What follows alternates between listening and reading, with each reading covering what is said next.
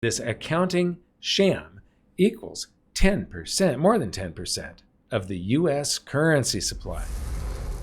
Hi, this is Mike Maloney, and once again, I was going through the news on my own website, GoldSilver.com. That's where I get sort of a condensed version of what has a targeted version of what has been happening. I want to know about the economy. I don't want to know about the latest car crash or the latest sports hero.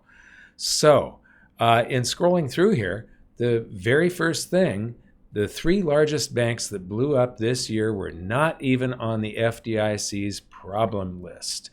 And you click through and you will find an article from Wall Street on Parade.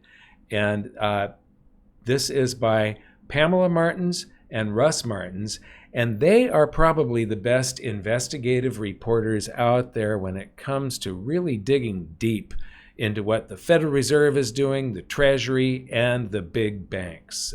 They really keep an eye on things, and they are excellent at making analysis of this. But as you scroll down through here, the banks that were on the FDIC's list, there were 39 banks that they thought might be a problem, that had combined assets of $37.5 billion. But the banks that actually blew up, Silicon Valley, Signature, and then later was First Republic, had a total of $551 billion between those three banks. And so they missed the mark. That's more than 11.5 times more, 11.5 times larger than the FDIC thought could possibly happen. That is how badly, it is more than a 1,000% error. It's huge. They were just so off the mark, not even noticing what was going on. But as you read further, the situation gets even scarier. This, to me, is the time to be preparing for something big. We have been given a little reprieve here. I don't think this reprieve is going to last forever. There's going to be a second wave of crisis. When you look a little further, you'll see that it says that the U.S. banking system's market value of assets is $2.2 trillion lower than suggested by their book value of assets, accounting for loan portfolios held to maturity. Now, and it lists J.P. Morgan, and there's Bank of America, Citigroup, and Wells Fargo are included in here. And 2.2 trillion, these numbers just go over everybody's heads these days. But that, the entire M2 currency supply is just over 20 trillion. So this is more than 10% of the U.S. currency supply is the error that the banks are making in, they write these loans and the loan has a value when written, but as interest rates go up, the secondary value, the value on the secondary market, if they want to sell that loan, if they need capital for some reason, if a bunch of people show up and want currency, they have to sell an asset to provide that currency if you want to take out physical dollars from the bank, or move your deposits to another bank. That bank, which is what happened to Silicon Valley Bank. If people want to move their deposits, they have to sell those loans, and a loan that was written at 3 or 4% is not as valuable as a brand new loan coming out at 6% or something like that, with interest rates, with the Fed funds rate up at 5.25%. The value of all those loans that are on their books that were written at low interest rates has plunged by $2.2 trillion, but the banks are allowed to just keep it on their books as held to maturity if the person that took out the loan just continues making the payments. This is what that loan is worth. So that's how they keep it on the books. But what's interesting in this article, they call that held to maturity, or HTM. One expert in the field calls it hide till maturity, which I think is great.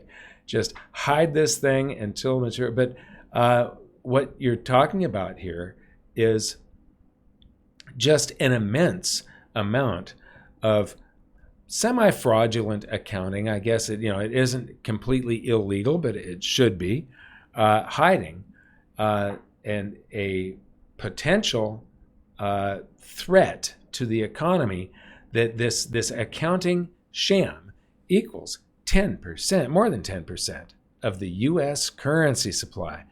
I highly suggest reading this article.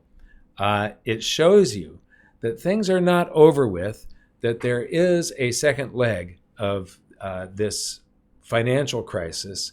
And when it happens, it's going to be far worse than the first leg was that was a speed bump. It was nothing.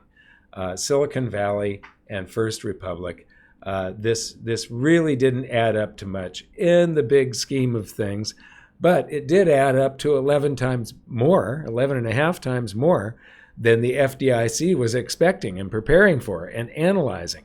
It totally went right over their heads. Just they missed it completely. And toward the end of the article, one of the things that Pam and Russ do say here, that their analysis is excellent. I highly suggest reading this article, like I said. But the FDIC did provide the figure of $7.7 trillion of total uninsured deposits. So deposits that people have that do not fall under FDIC. And like I said, these figures, when everybody's throwing around figures now that are in the trillions and it just flies over people's heads. This is 37% of the U.S. currency supply that is in uninsured deposits. So get ready for the next crisis. Protect yourself. I hope you can actually do well and profit during this crisis instead of being a victim of what is basically an evil monetary system. It's set up, it's completely fraudulent. And the more you look into it, the more you will find that out. Go to ggsr21.com, click on online chapters here, and that'll take you to chapter 4 will show you exactly, you'll understand how the monetary system works. It's free. We're not even going to try and get your email address. But if you like these videos, and you want more education like this, if you do decide to buy gold and silver, please consider buying it from us. We put more financial education out there. We produce more content than anybody else in this space. And a lot of it is very original research such as what Pam and Russ are doing over at Wall Street on Parade. I want to thank Pam and Russ, and I want to thank you for watching. We'll see you next time.